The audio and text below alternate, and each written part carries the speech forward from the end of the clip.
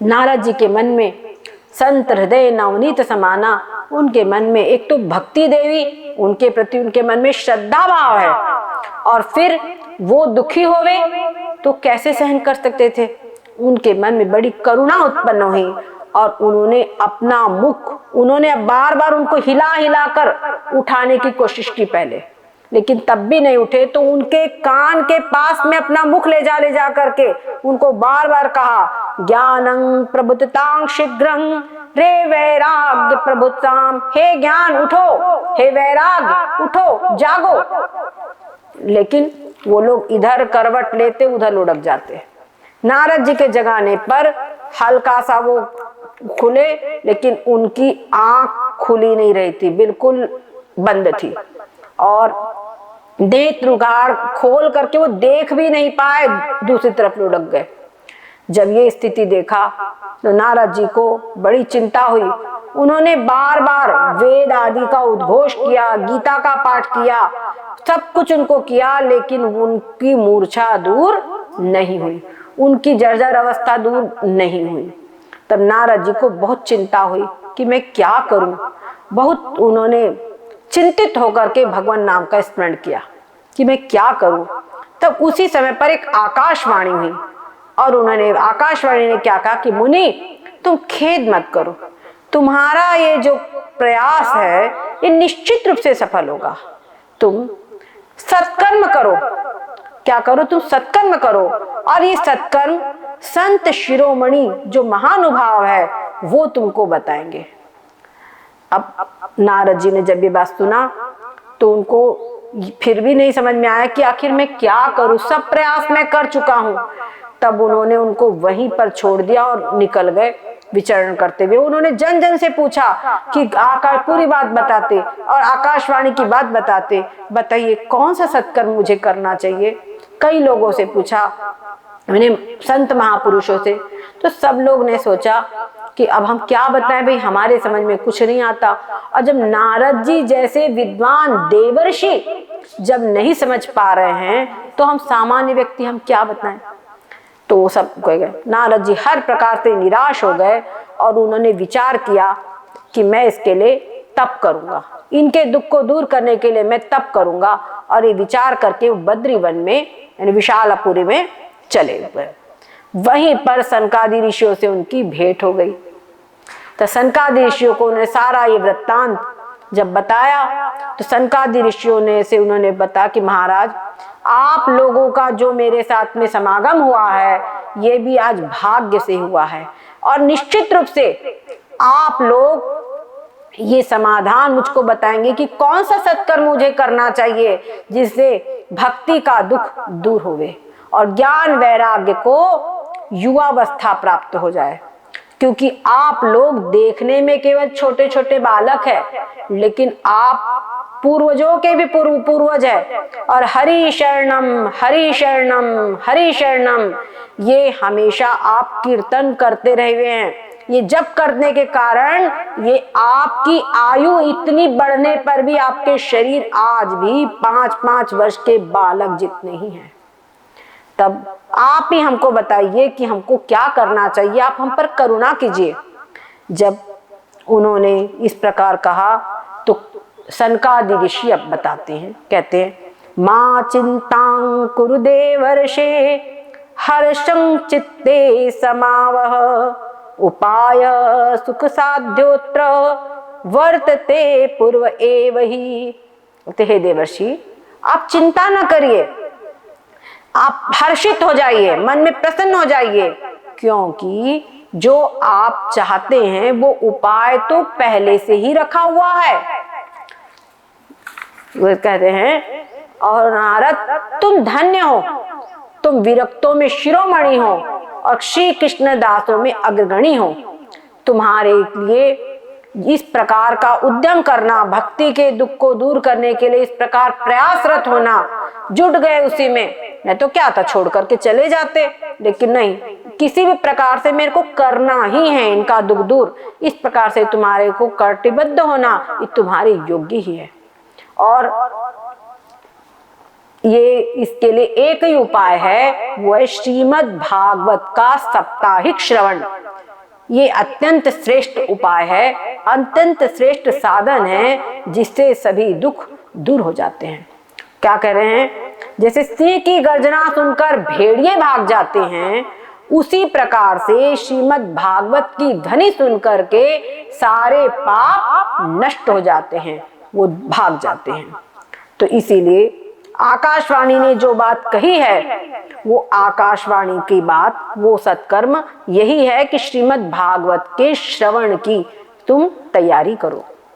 तब नारद जी ने बात सुनी तो उन्हें बड़े विनम्रता पूर्वक कहा कि महाराज, हमने उनको वेद पाठ सुनाया, गीता पाठ सुनाया, लेकिन फिर भी उनकी मूर्छा दूर नहीं हुई। और श्रीमद् भागवत में भी उसके भी हर श्लोक श्लोक पर, पग पग पर वेदों उपनिषदों का, गीता पाठ का अर्थ ही तो रखा हुआ है। तो फिर इसमें दोनों में अंतर क्या है? वो तो हम उपाय कर चुके हैं। तो उन्होंने कहा कि ऐसा है कि बात सही है, लेकिन दोनों में फिर भी एक अंतर है। क्या अंतर है? कहते वेदोपनिषदां सारात् जाता भागवती कथा, अत्युत्तमा ततो भाति पृथक भूता फलाकृति। कहते हैं जो श्रीमद् भागवत है, ये वेद उपनिषद के सार से बनी हुई है। जैसे कोई पेड़ होता है तो उस पेड़ में जड़ से लेकर शीख तक पूरा उसका रस व्याप्त रहता है। आप आम के पेड़ का तना लो, सूंघो, आम की खुशबू आएगी, है ना। पत्ती को आप सूंघो, उसमें आम की खुशबू आएगी। हर अंग में उसको आम की खुशबू आएगी, लेकिन उनको आप चबाएंगे तो वो टेस्ट नहीं मिलेगा आपको। जो टेस्ट, वो जो सारा का सारा सार तत्व जब फल के रूप में आ जाता है, तो फल में जो मिठास होती है, जो सुगंध होती है, जो स्वाद होता है, वो पूरे पेड़ में नहीं होता, है ना। उसी प्रकार से ये जो श्रीमद् भागवत है, ये वेद उपनिषद आदि के सार भाग से बनी हुई है। ये वेद रूपी जो निगम जो है, वेद रूपी जो वृक्ष है, वेद रूपी कल्प वृक्ष का पका हुआ फल है। ये जो श्रीमद् भागवत है, वेद रूपी कल्प वृक्ष का पका हुआ फल है। इसीलिए इसके अंदर में ज्यादा वैशिष्ट्य है। इसलिए इसका जो फल है, वो फल कुछ और ही है। और जैसे कि दूध होता है, तो दूध में, पूरे दूध में घी व्याप्त होता है, लेकिन आप दूध पियो तो घी का टेस्ट नहीं मिलता। पर उसमें से जब मथ करके वो घी निकाल लिया जाता है, उसके अंदर में मक्खन में कुछ और ही टेस्ट होता है, उस घी में कुछ और ही टेस्ट होता है। उसी प्रकार से वेद उपनिषद आदि ये निश्चित रूप से सब कुछ इसी का सार तत्व ही श्रीमद् भागवत है। लेकिन कैसा है? ये पके हुए फल के समान है। निगम कल्प तरोर गलितं फलंग। ठीक है। और साथ साथ में एक बात और है, ये प्रसिद्धि है कि जिस फल को तोता जूठा कर देता है, वो फल विशेष मीठा होता है। तो जो श्रीमद् भागवत है, शुकदेव जी रूपी तोते से जूठा भी किया जा चुका है, इसीलिए इसका विशेष ही महत्व है।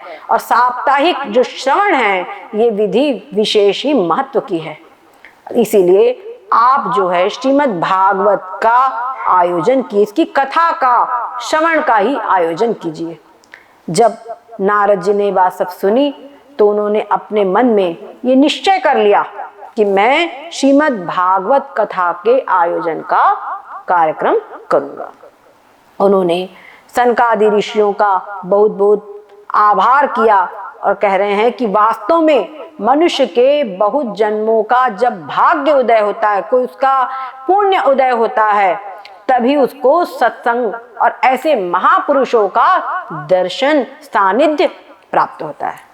अब उन्होंने अपने मन में तय कर लिया कि मेरे को, मैं ये ज्ञान यज्ञ, ये श्रीमद् भागवत रूपी ज्ञान यज्ञ अवश्य ही करूंगा। जो शुक शास्त्र है, इसका आयोजन अवश्य मैं करूंगा। पर अब उसके मन में, उनके मन में हुई कि मेरे को किस जगह पर ये करना चाहिए, कौन सा स्थान इसके लिए उचित है। तब उन्होंने नारद जी से ये बात पूछी। नारद जी ने सनकादि ऋषियों से ये भी पूछा कि इसके लिए कौन सा स्थान उचित है और कितने दिनों में कथा सुनानी चाहिए, इसकी क्या विधि है, ये आप हमको बताइए। तब कुमार सनकादि ऋषि ने उनसे कहा कि गंगा जी के तट पर आनंद वन, आनंद नाम का एक घाट है। गंगा जी के हरिद्वार के पास में आनंद नाम का एक घाट है। वहां पे बहुत से सिद्ध ऋषि मुनि रहते हैं, अनेकों देवता आदि भी वहां पर आते हैं।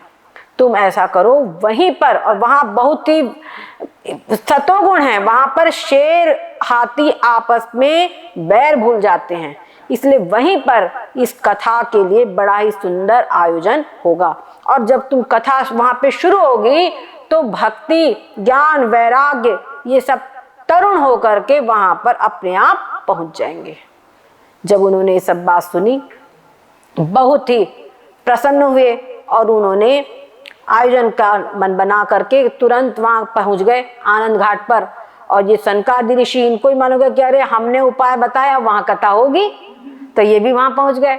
जब ये इकट्ठे हुए तो सारे तीनों लोकों में हल्ला हो गया, अरे भागवत कथा होने वाली है, भागवत कथा होने वाली है। तब तो क्या था, भूलोक, देवलोक, ब्रह्मलोक, सब जगह, सभी जगह से जो वैष्णव लोग थे वो सबसे पहले आ गए। जो कथा के रसिक वैष्णव लोग थे वो सबसे पहले आ गए कि कहीं हमारी जगह न हो जाए तो हमको पीछे बैठना पड़े, कहीं हम छूट ना जाए।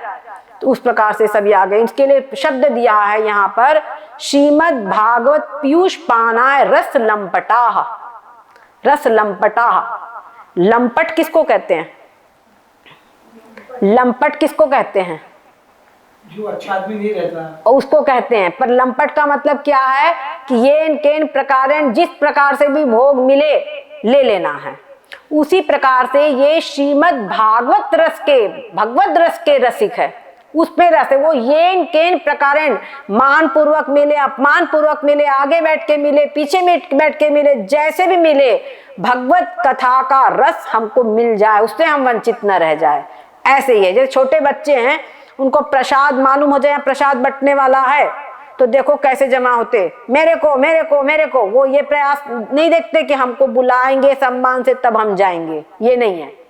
उसी प्रकार से भगवान की कथा में ऐसे ही रसिक होना चाहिए कि भगवान की कथा जिस किसी प्रकार से हमको मिले, वहां मान सम्मान की भावना नहीं रखना चाहिए कि हमको कोई मान पूर्वक बुलाएगा तब हम आएंगे, ऐसा कुछ भी नहीं रखना चाहिए। ये सनकादि कितने बड़े ऋषि है, तीनों लोकों में भगवान, अगर विष्णु भी इनकी बात को नहीं काटते, जब इन्होंने श्राप दिया जय विजय को तो भगवान श्री विष्णु ने सिर्फ इनका समर्थन ही किया। ये कुछ इनका, भगवान भी इनकी बात को नहीं काटते हैं, ऐसे ऋषि है ये लोग। लेकिन वो लोग भी वहां पर बिना बुलाए तुरंत पहुंच गए, अरे यहाँ पर अभी बटने वाला है कथा रस, ये बात हो गई। तब भृगु, वशिष्ठ, च्यवन ऋषि, गौतम ऋषि, मेधातिथि, व्यास जी और सभी ऋषि जितने थे, गादीसूत, सब की सब, कोई भी कहीं बाकी नहीं रह गया, सब वहां पर पहुंच गए। और तो और जितने पर्वत थे वो सब मूर्त रूप होकर पहुंच गए, जितनी नदियां थी वो मूर्त रूप होकर पहुंच गई, जितने तीर्थ थे सब मूर्त होकर पहुंच गए, वेद शास्त्र सब कोई वहां पर मूर्त रूप होकर के पहुंच गए, वेद वेदांत सब पहुंच गए वहां पर। तब क्या हुआ, वहां पर जो वो नारद जी ने एक बड़ा ही सुंदर श्रेष्ठ आसन वहां पर निर्माण किया और उस पर सनकादि ऋषि को विराजमान किया कि आप यहाँ विराजमान होइए। ये नहीं कि आप कथा सुनने को आए, आपको तो कथा सुनानी पड़ेगी, क्योंकि आपसे बढ़कर हमको कौन सुनेगा मिलेगा। तो उनको वहां पर बैठा दिया और सभी अपने अपने साथ, देखो क्या दृश्य बना है वहां का। एक तरफ ऋषिगण है, एक तरफ देवता लोग हैं, एक तरफ वेद है, उपनिषद आदि है, एक और तीर्थ बैठे हैं और दूसरी तरफ उनकी स्त्रियां बैठी हुई है, और एक तरफ सब लोग परस्पर में जय हो ऐसी ध्वनि कर रहे हैं। अबीर गुलाल सब छिड़कने लगे। कुछ देवता लोग आकाश के अंदर से अपने विमानों में बैठकर कल्प वृक्ष के फूल उन लोगों पे बरसाने लगे। बहुत सब आनंदित हो गए। और इस प्रकार जब पूजन हो गया सनकादि ऋषियों का, सनकादि ऋषि के पूजन के पश्चात में वहां पर सबके चित्त एकाग्र हो गए। महापुरुषों के चित्त पूर्जन से हमारे यहाँ कहा गया है तस्मात् आत्माज्ञं ह्यर्चेत् भूति कामा। महापुरुष जो ब्रह्मनिष्ठ महापुरुष है उनकी पूजा करनी चाहिए, और जिनसे हमको ज्ञान लेना है उनका पूजन, उनका सत्कार करना चाहिए, तभी तो हमको ज्ञान मिलेगा। उनके प्रति सम्मान की भावना होनी चाहिए और अपने में दीनत्व भावना होना चाहिए, तभी हमको ज्ञान प्राप्त होता है। ठीक है। अब कुमारों ने, सनकादि ऋषियों ने वो कथा सुनाना, कथा का महात्म्य सुनाना सबसे पहले प्रारंभ किया। क्या कहते हैं? यस्य श्रवण मात्रेण मुक्ति कर तले स्थिता। वो कहते हैं जो श्रीमद् भागवत है, शुक शास्त्र, इसके श्रवण मात्र से मुक्ति हाथ में रखे हुए आंवले की तरफ प्राप्त हो जाती है। और क्या कहते हैं? जो श्रीमद् भागवत कथा है, इसको जो सेवन करता है उसके हृदय के अंदर में हरि आकर विराजमान हो जाते हैं।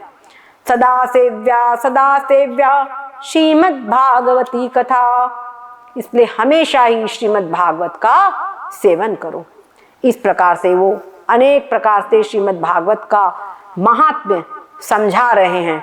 और क्या कहते हैं? यत् फलं नास्ति तपसा न योगेन समाधिना अनायासेन तत्सर्वं सप्ताह श्रवणे लभेत। कहते हैं जो फल तप से प्राप्त नहीं होता, योग से प्राप्त नहीं होता, समाधि से प्राप्त नहीं होता, वो सब कुछ बड़ी ही सहज रूप से सप्ताह श्रवण से प्राप्त हो जाता है। यानी कितना महान इसका फल है। और कहते हैं यज्ञ से भी सप्ताह श्रवण, ये यज्ञ से बढ़कर है, ये व्रत से बढ़कर है, ये तप से बढ़कर है, तीर्थ सेवन से भी बढ़कर है, और हम ज्यादा क्या कहें, ये सबसे बढ़कर है, सारे साधनों से बढ़कर है। इस प्रकार से जब ये बता रहे थे तो शौनक आदि ऋषियों ने जब ये सुना तो वो बड़े आश्चर्यचकित हुए कि जो श्रीमद् भागवत है इसकी महिमा इतनी कैसे बढ़ गई। 2 मिनट भगवान नाम का कीर्तन करें। श्री कृष्ण गोविंद हरे मुरारी।